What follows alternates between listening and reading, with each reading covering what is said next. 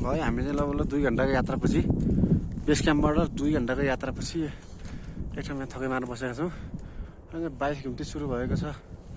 अब अलिक अझै कष्टकरै छ। शिवदाई के छ कसो छ ठिकै छ? ठिक छ भाइ, ठिक छ, राम्रै छ हैन? सरदाई के छ? एकदम आनन्दले आयो यहाँसम्म, रमाइलो भयो। अब बिस्तारै जाउँ।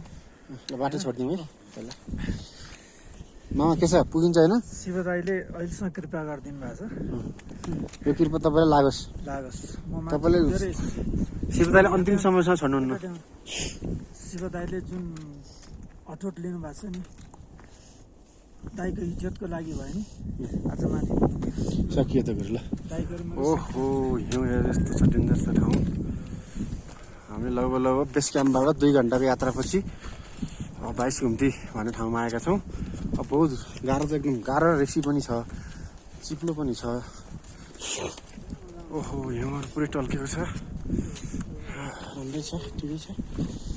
22 घुम्ती टक्क सुरु। अब लगभग 5 मिनटको यात्रापछि 22 घुम्ती सुरु छ। त्यो चाहिँ अलिक गाह्रै छ, जे होस् त्यो सङ्घर्षका साथ त्यो अगाडि बढ्नुपर्छ।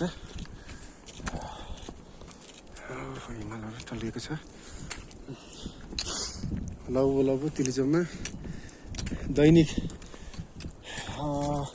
600 देखि 800 पर्यटकहरू, नेपाली तथा स्वदेशी पर्यटकहरू घुम्ने एउटा आकलन रहेको रहेछ।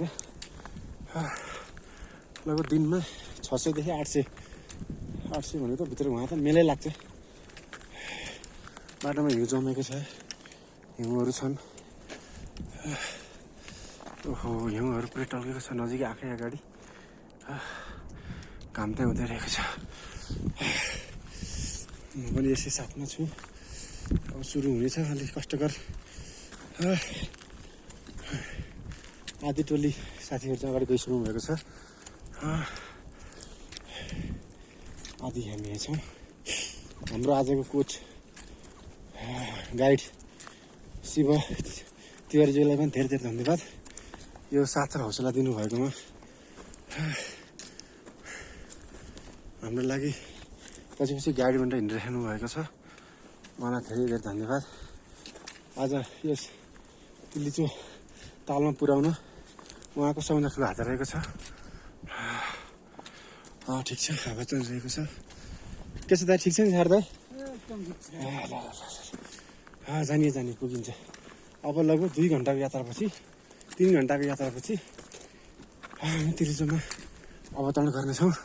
माथि हेर माथि 22 घुम्ती सुरु भयो। माथि पर्यटकहरू देखिरहनु भएको छ।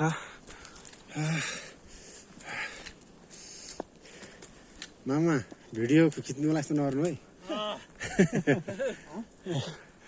ल माथिबाट एकदम ल्यान्ड सोइलिङ, ढुङ्गा खस्ने एकदम खतरनाक क्षेत्र हो यो। यसको चाहिँ पार गरिहाल्नुपर्छ है हामी दाजुहरू। ल यसलाई घुडीको हो भाइ, साह्रो सुन्यो भाइ, घुडीको बोलेर भिडियो गर्नु त साह्रै गाह्रो हुँदो रहेछ दाइ। डबल स्ट्यान्डमा जाँदो रहेछ कि। पहाडहरू हिउँ टल्किएको। ओहो ल अब 22 घुम्ती सुरु भएपछि ल।